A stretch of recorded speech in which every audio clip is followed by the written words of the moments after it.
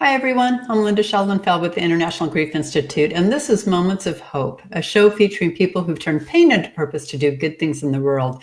And tonight, our topic is about overdose and addiction. And with me is my guest, Shannie Jenkins.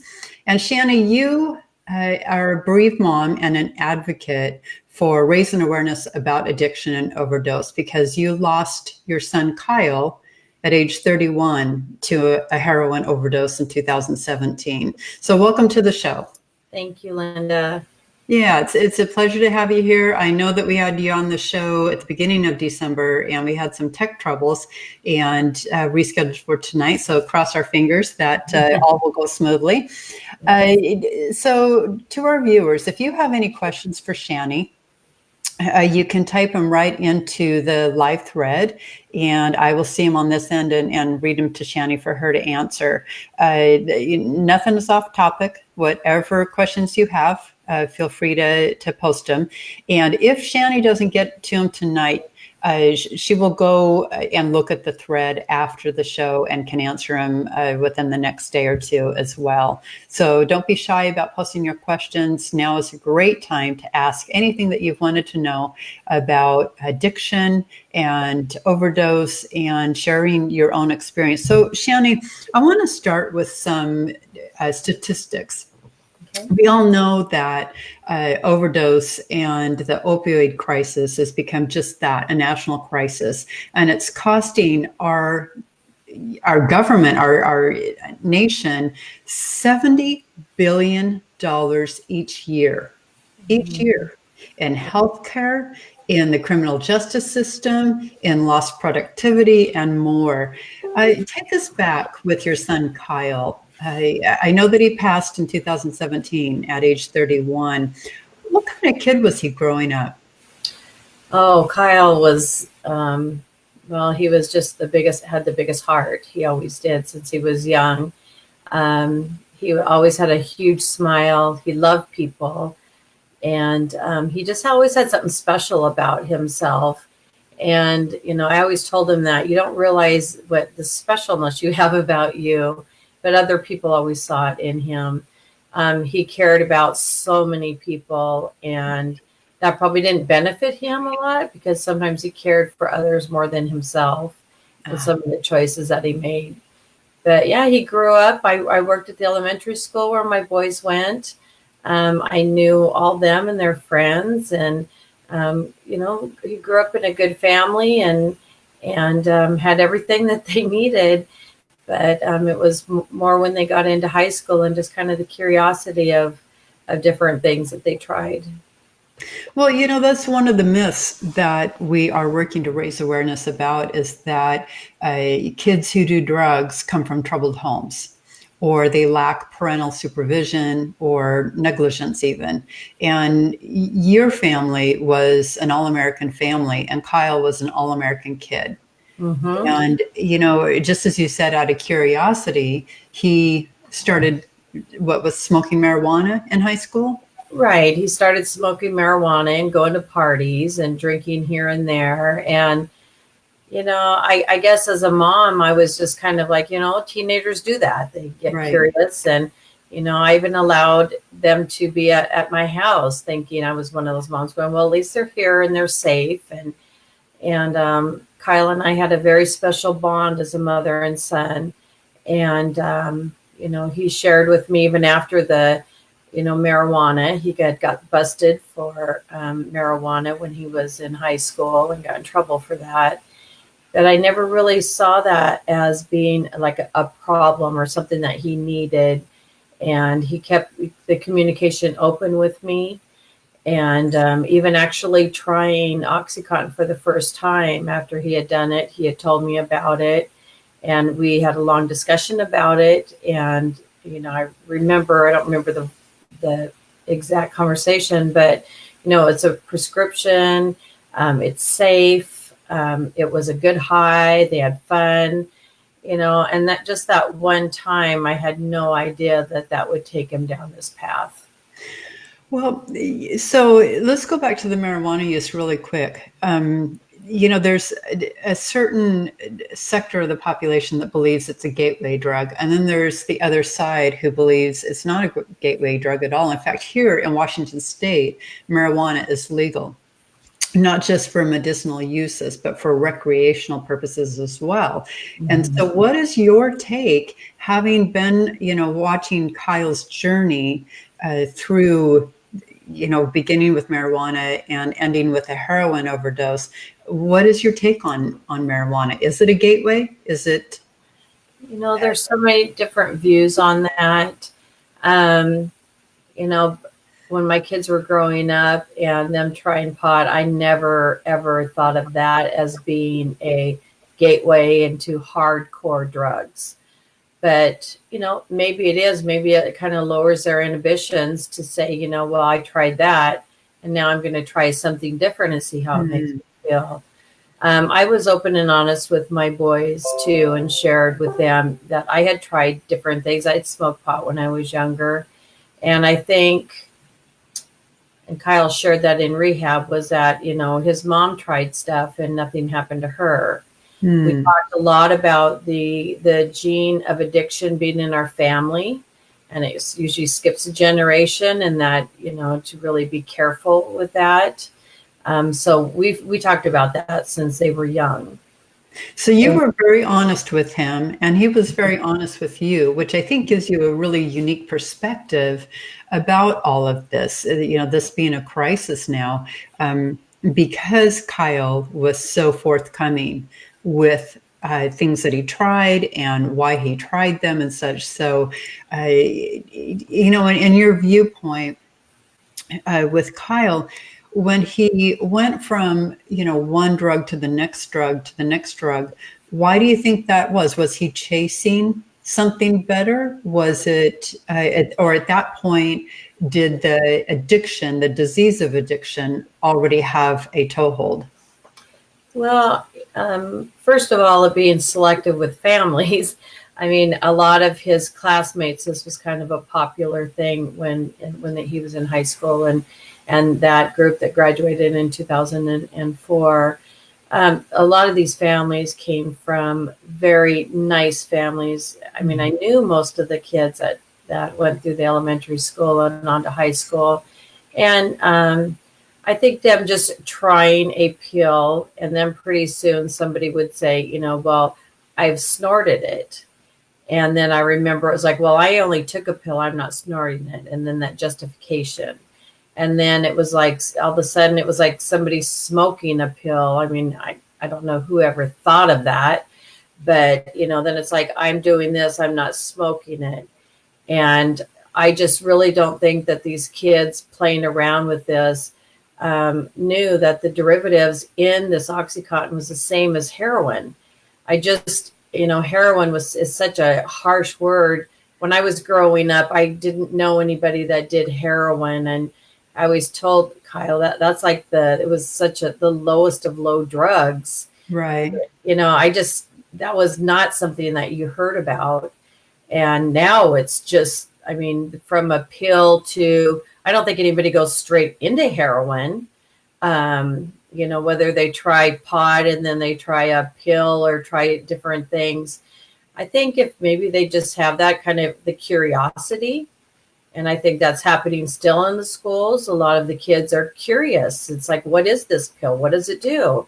And I don't think, I know they don't realize that they are taking, which would be considered like heroin, and it's almost a death sentence for them. They just don't know which one of those people are going to be addicted. It's going to take them down a dark, dark path. And once it changes the brain into addiction and that disease, it's not a choice at that time. I mean, you've got your brain, you're fighting your brain. I call it the demon. I mean, most addicts do not want to be addicts.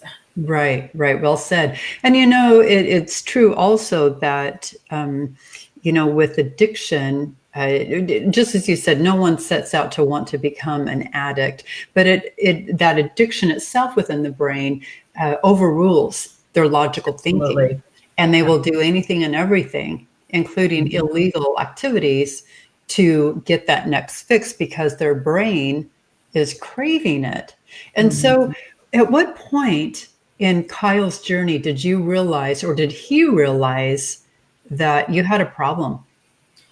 Well, I think that, and I shared that in the book, when he was over at my house, my rental house, and he was in bed and he needed to go to work. And I called his dad and we both went over there, and he was just crying in pain. And we were like, what is going on? I mean, we had no idea that it was affecting his whole body and the flu-like symptoms. And he says, all I need to do is just use, get a pill and use enough. And we were like, what? I mean, it was so, we had no clue that his body was craving it so bad that he couldn't even function. And so that's where we learned about Suboxone, and he knew somebody that had some. And so we said, call that person up. I mean, you've got to be able to get out of bed. And so from there, that was the scary part, was this is way more than just a teenager, out having fun and experimenting. Yeah. Mm-hmm. Yeah. So it's interesting. Some of the statistics here is that I want to share is that according to the National Institute on Drug Abuse, 21 to 29% of patients who are prescribed opioids for chronic pain misuse them.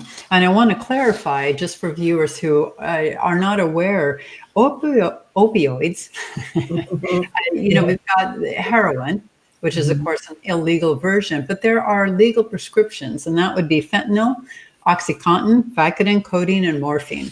And also we have now out on the market carfentanil, which is known as an elephant tranquilizer. It's used in the veterinary industry. And somehow that has made its way to the streets. And it is 100 times more potent than fentanyl. And so it's really, the streets are seeing more and more substances that are, more powerful than the one before. And so going back to statistics from the National Institute on Drug Abuse, between 8 and 12% of people develop an opioid use disorder. 4 to 6% who misuse prescription opioids transition to heroin. And about 80% of people who use heroin first misuse prescription opioids, either theirs or someone else's. So even if it's prescribed, it doesn't make it legal if it's not yours. It's illegal to use someone else's prescription medication. What's really, really sad is that opioid overdoses increased 30% from July 2016 through September 2017 in 45 states. That's a huge jump. And I want to, you reference the fact that it's a disease. There are a lot of people who still believe that addiction is not a disease, that they choose to do it. They choose, no one's forcing them, with a gun to their head is what we hear, that verbiage. No one's putting a gun to their head to make them use, that kind of thing. How do you respond to people who still have the mindset that it's not a disease? Well, you're always going to have that opinion from different people. Most of those people that feel that way have not had a family member dealing with addiction and watching what they go through. I've had people, when Kyle died, saying he deserved to die. He's the one that picked up. And yes, he did pick up. I don't think he ever knew the extent of where a drug was going to take him, and the battle that he battled for 10 years. And even when he relapsed and died, he was not wanting to die. I totally believe that. Right. But people just, they're going to have their opinion. And like I said, I don't wish this on anybody so that they can understand. I still don't understand. Right. I thought I learned so much because of Kyle's honesty. And I always said I would be loud if anything ever happened to him, which I have been since the moment he died. There's so much shame in addiction, both on the parents and the addict themselves. And there is nothing to be ashamed of. When their brain changes with addiction, I mean, it's a different battle. And a lot of addicts use to stay well. They are so sick.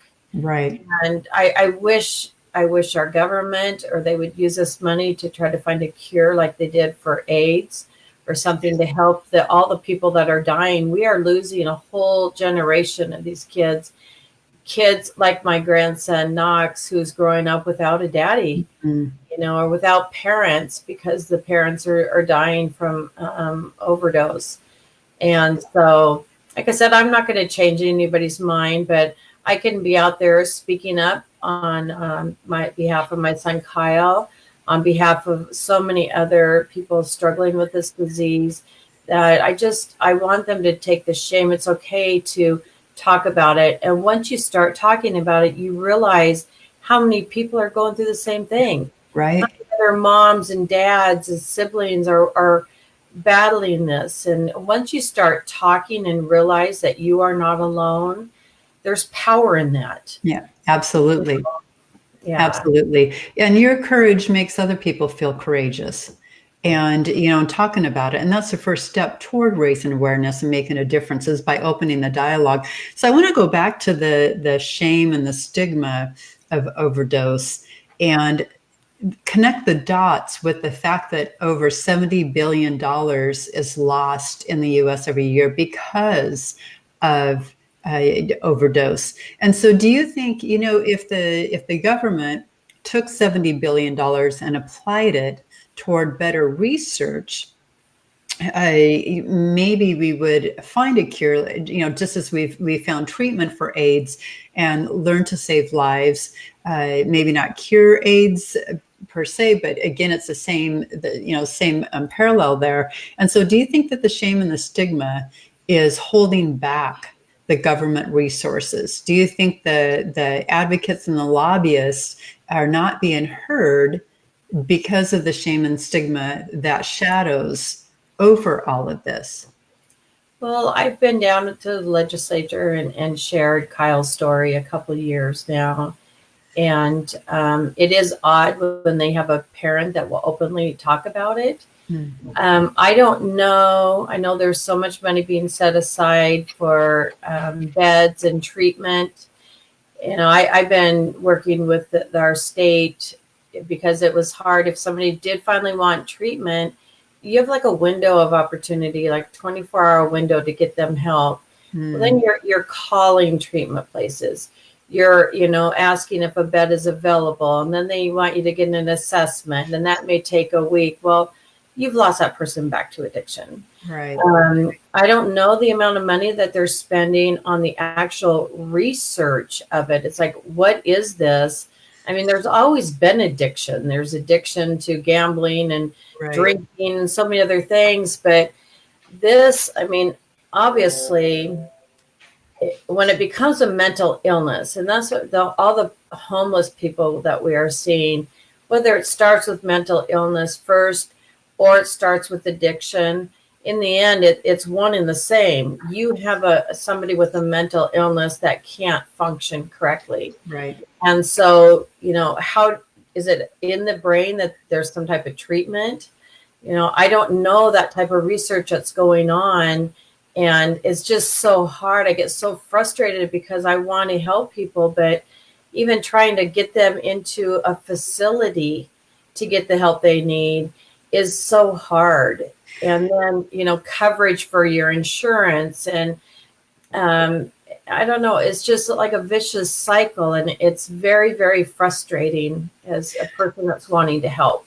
Right. And you think about with the fact that so many people are dying every day of an overdose, and there's so many whose lives have been destroyed by this, it makes me think that the current treatments that we offer are not working.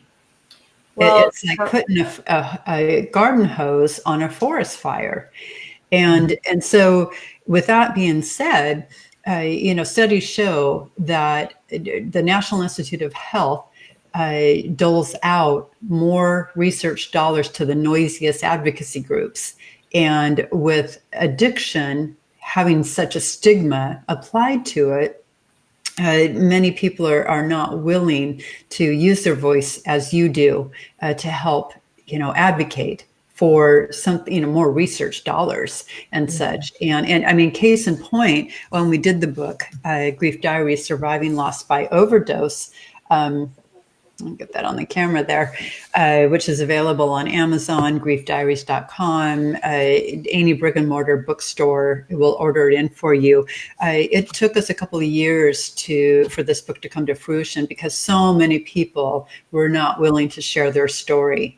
And if you read that book, it's how many writers do we have who contributed to it? Their stories are so powerful, absolutely mind-blowing in terms of opening the dialogue and, going, oh my gosh, I had no idea.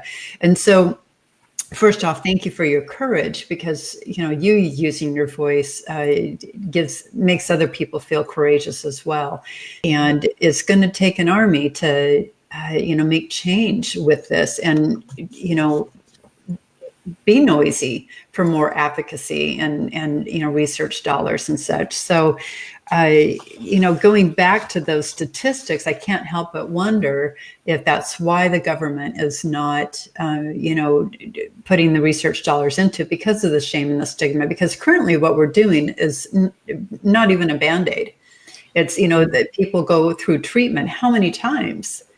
Well, and when they go into treatment for 30 days, and, hear people saying how much money they've spent on treatment for their children and family members, the brain has to change. And it's a disease just like diabetes and blood pressure, high blood pressure. And that it's like, for me, I believe in medically assisted treatment. I just don't know how somebody can, and people get in recovery, but it's a constant nagging at them. Like the devil is just there constantly waiting for a smell, a noise, meeting up with a old friend that was familiar. And so, the 30 days of treatment where they feel so good, they're clean, they feel great, they want a new start. And then they come home and it's back to everything that's familiar to them. It's so much, their brain just goes crazy with the triggers. And what I was told was that once that addiction crosses your mind, it's almost like you have to use. And then when you do use, then you feel guilty and you're ashamed, right. And it's just that cycle of them wanting help, not even knowing where to go get it. There's year treatments. But we put Kyle spent a year in prison. He went to prison when he was at his lowest point for drugs. And that was hard. He was a handsome young man. Here's a picture of Kyle I like to share. He was a handsome man, and him being in prison was not a place where he belonged. But he woke up there and was like, oh my gosh, you got clean. Wow. We went to program there. When he got out, we had just heard of a medicine called Vivitrol, which the only source that we had at that time was a place in Seattle that did an implant into his stomach. Okay. And it lasted for 2 to 3 months. But insurance didn't pay that. And so we had to pay out of pocket. His dad paid that. And so he'd go up and get this implant in. And, now thinking back, that if that's something that would be available for anybody that could do that, but it means you're on that medicine for the rest of your life. And that's okay. Well, Kyle felt he needed to go off of it. You think about when we develop high blood pressure, we're on medication for life and insurance covers it. Absolutely. When we develop diabetes and treatment requires insulin, insurance pays for it.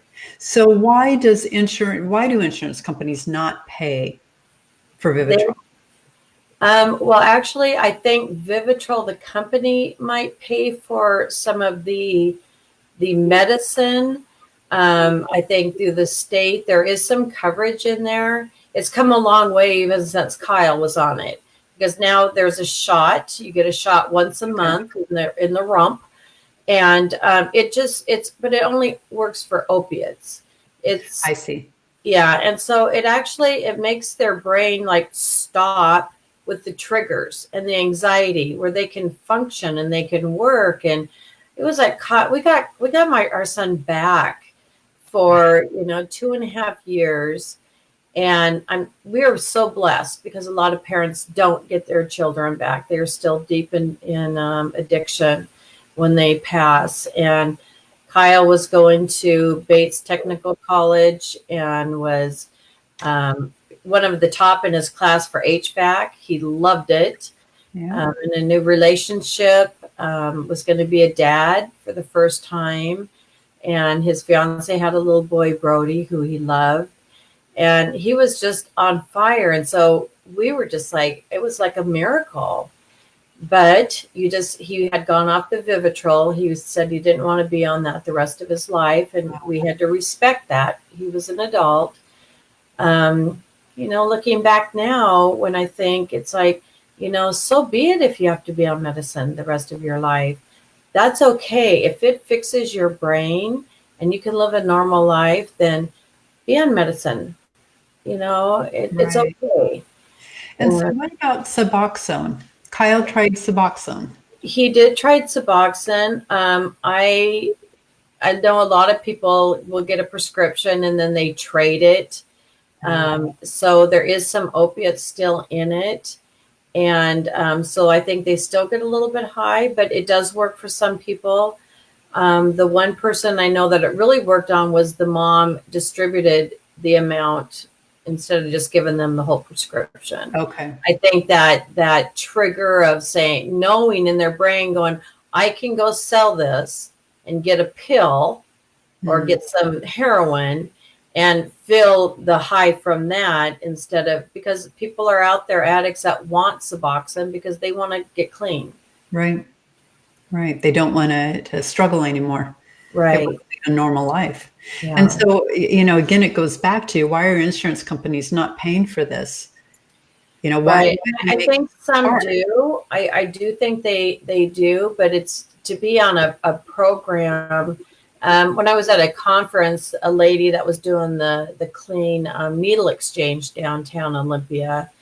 And, I know a lot of people don't believe in that either, but, their reasoning is their reasoning to help addicts who are suffering.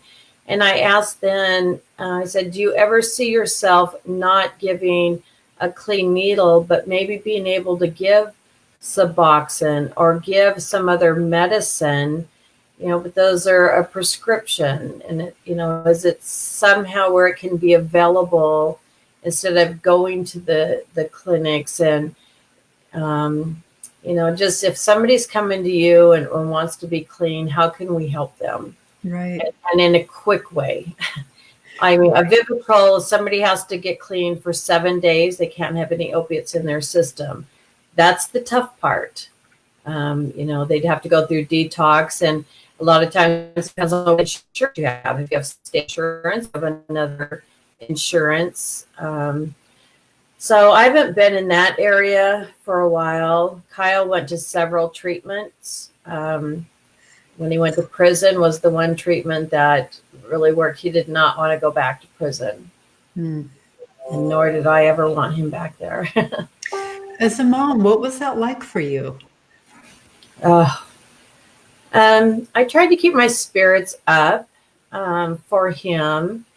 And when he was here locally, it was more of a camp type prison. Okay. But then he got sent to a place over in Eastern Washington that was medium security. And I went over there and stayed in the dirtiest little hotel to go visit him. and walked in there by myself with all the razor wire, and they were checking my hair and my Oh, boots, and I didn't understand. I started crying because I was like, why would you check my hair? But it was, you don't realize what people try to get into the prisons. wow. Yeah, and so I made up my way through the gates and all that, and here was my son Kyle standing there, and it was it was tough. I Yeah. hugged him, and I did not want to leave him there, but he told me, he said, "I don't ever want you to come back and see me in here, Mom." Oh my And so, goodness. but and I look back thinking, prison actually gave him clarity. That's sad. Prison should not be helping addicts. If we could do some sort of system, that they can get the help that they need, maybe in a locked up environment of some sort. But, you're in a prison with a lot of murderers and some very Right. bad people. And, you wake up out of addiction and you figure, like Kyle, he woke up to a place he knew he did not belong. Wow. I can't imagine what that was like for you. Yeah, You have found your faith to be a source of comfort. absolutely. Has this experience, Kyle's journey, 10 years of addiction and then losing him to a heroin overdose, how did that impact your faith? Did it cause you to question your faith, or did it strengthen your faith?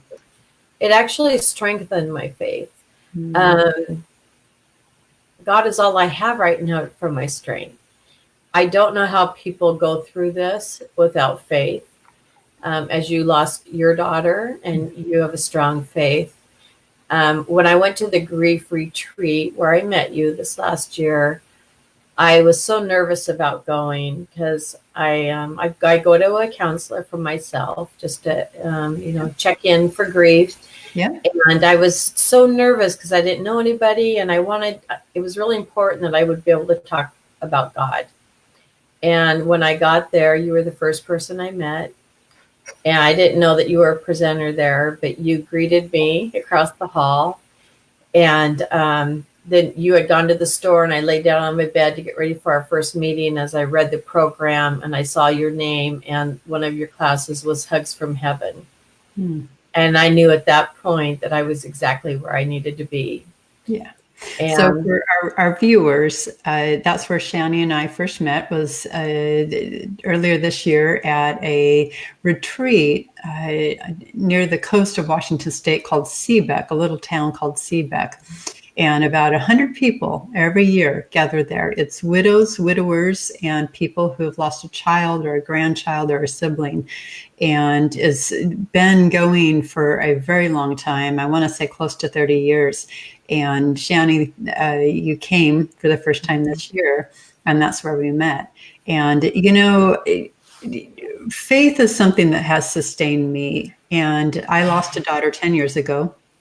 For viewers who are watching this for the very first time and don't know my story, she died in a car accident. She was 15.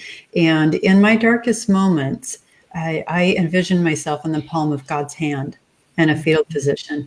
And that is what brought me comfort on those days and those moments when I didn't think that I wanted to survive. And that did bring me comfort. But faith is something that through all the stories we've curated over the years, through grief diaries and interviews and such, some people, turn against her faith. And for you and I, faith is something that has sustained us and actually, strengthened because of our experience. And, we can't speak for other people, but for us, it's been a huge source of comfort. And I'm very grateful for that. But I'm right. also grateful to have met you, because you so willingly shared your story about Kyle, and I greatly admired that. Addiction runs in many families, yet people are so reluctant to talk about it. And so when tragedy happens, the loved ones left behind are struggling more than those of us who are given support, simply because there's that stigma and that shame, and it shouldn't be that way. And, addiction, it affects so many people. And again, right now we're just trying to put a garden hose on a forest fire, and we need to change. We need to change. These lives are precious. These lives mean something. Just as you said, Kyle never set out to grow up to become an addict. Right. He's a Yeah. good, Before, happy, loving person. And, before Kyle even died, I mean, I would go up to strangers and just say, my son is an addict. He deals with the addiction, a disease of addiction. And it's surprising how many people, everybody's affected in one way or another.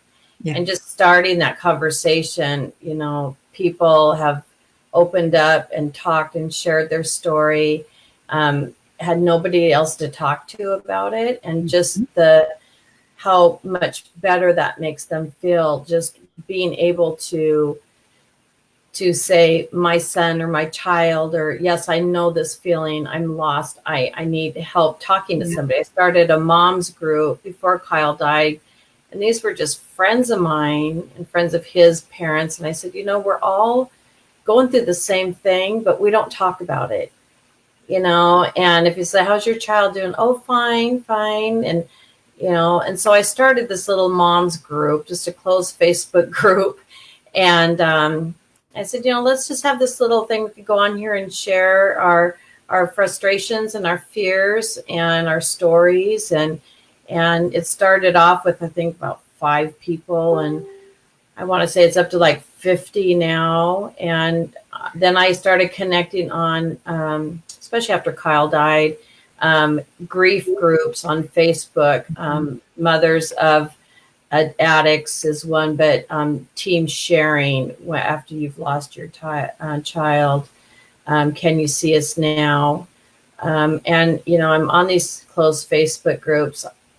It's hard for me to go and see all the ones that are parents whose kids are out on the street and they don't know what to do. I try to support as much as I can, but the one on grief, every day they're posting pictures of their children every single day, and they're beautiful children. Right. And it's not what you think of when you think of like a junkie or an addict that dies.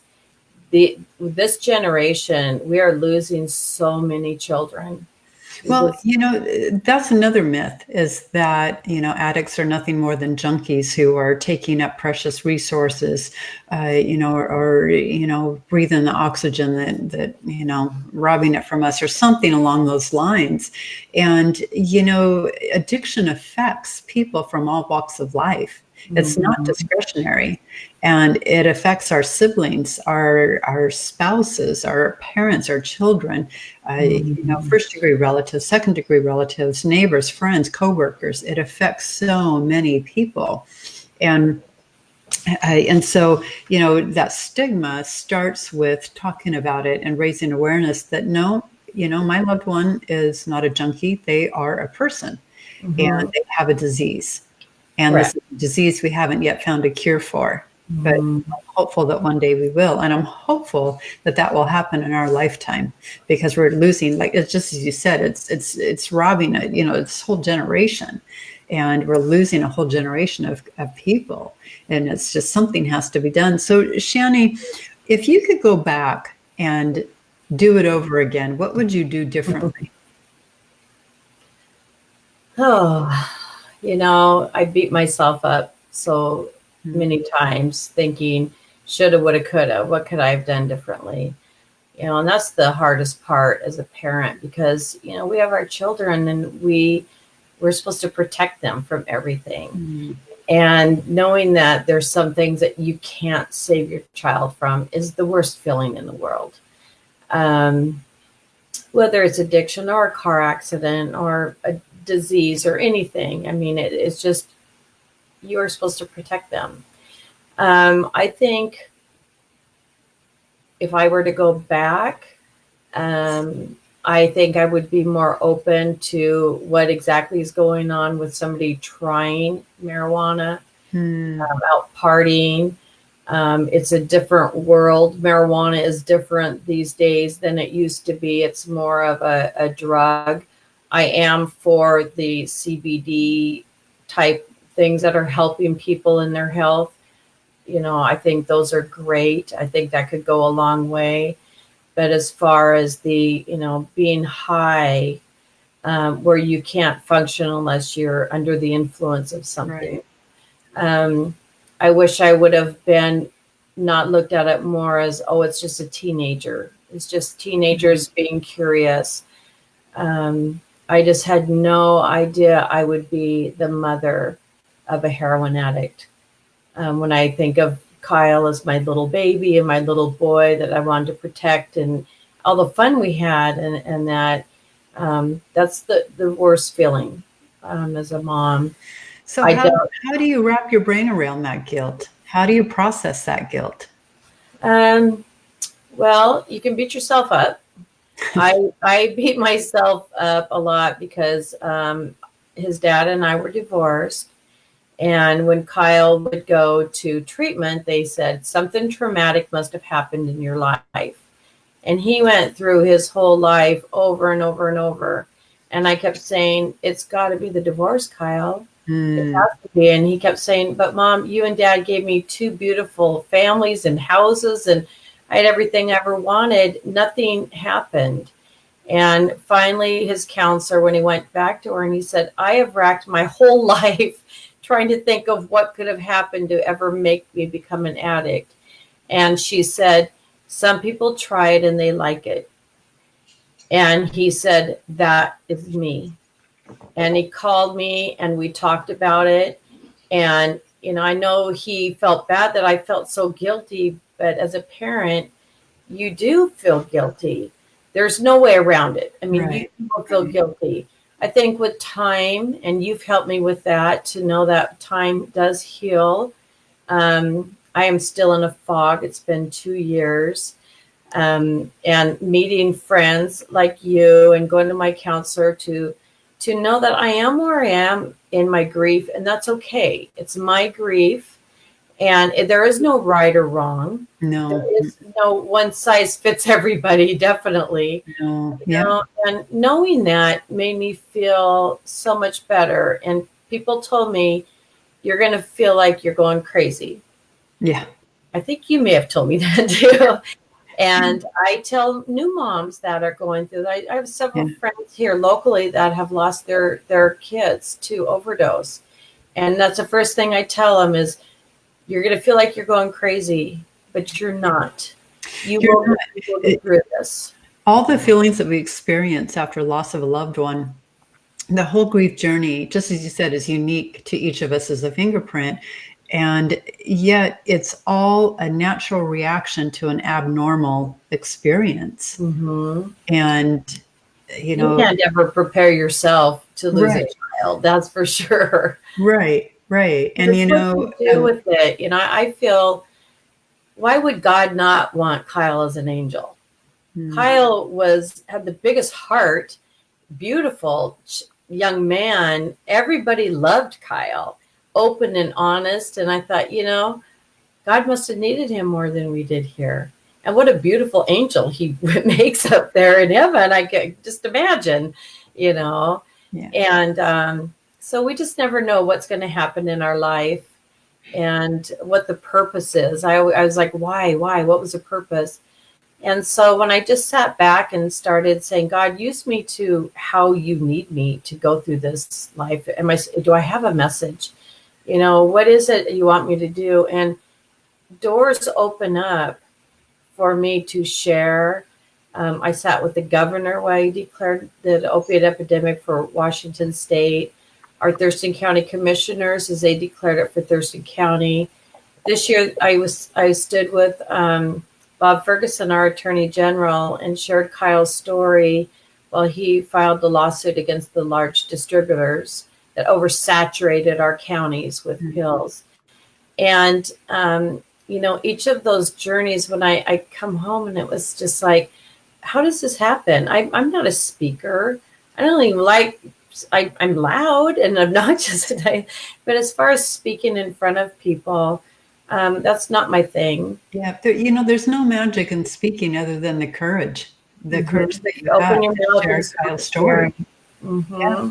that's all you need, and you're doing a beautiful job at that. So, what advice do you have for people who have a loved one who is living with addiction?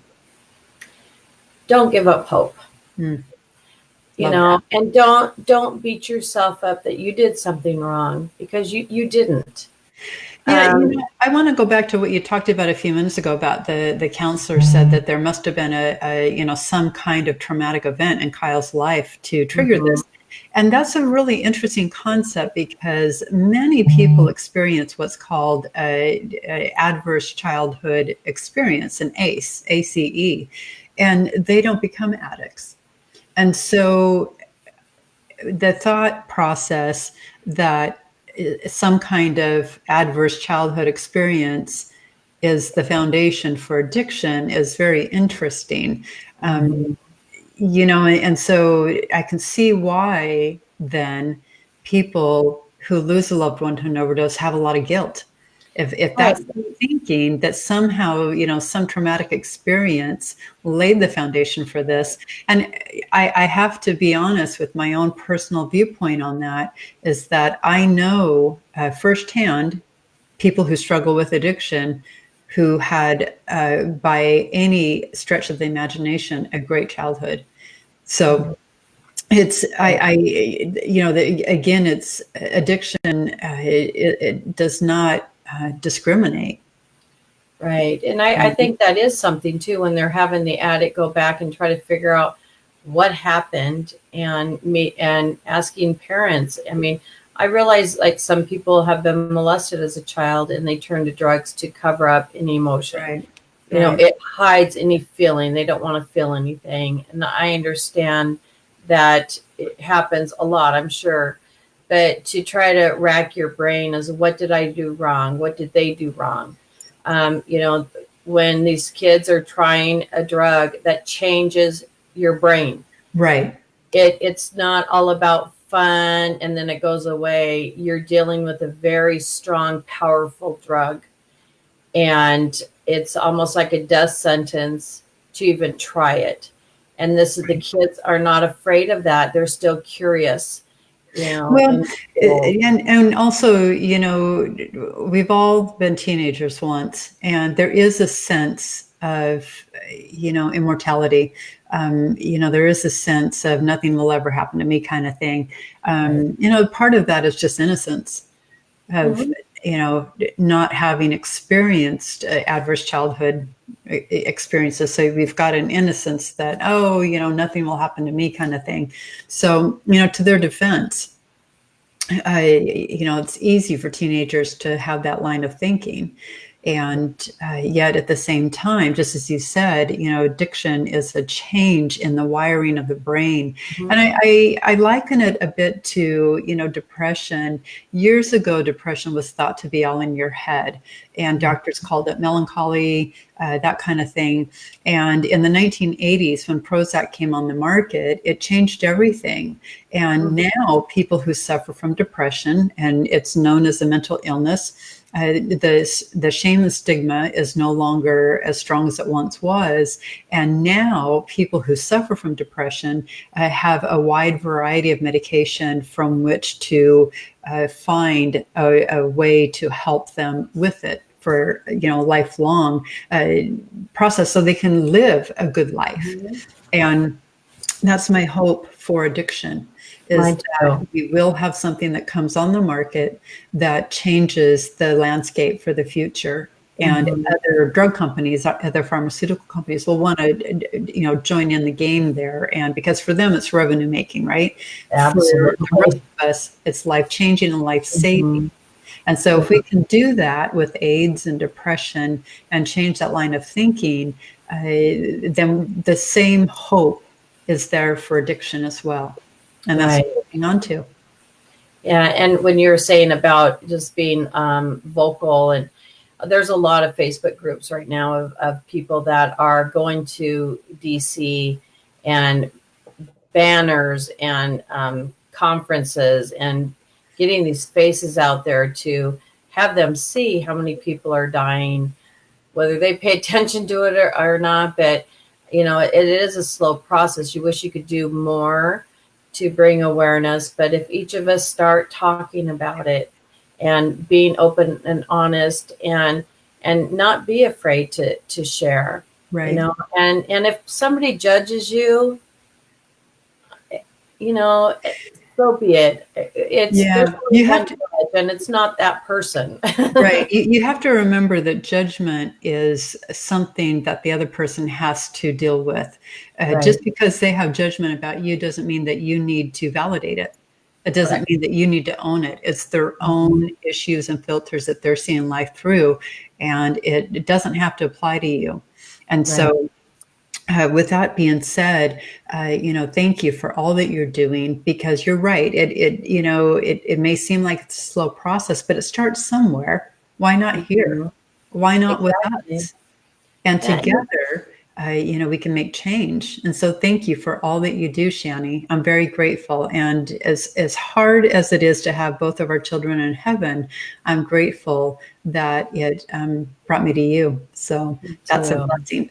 That's a collateral blessing that came out that's of something that absolutely was, right. yeah. So how can our viewers contact you, or how can they join your Facebook group? Well, they can search me on my name, Shannie, Shannie. Is it on the screen?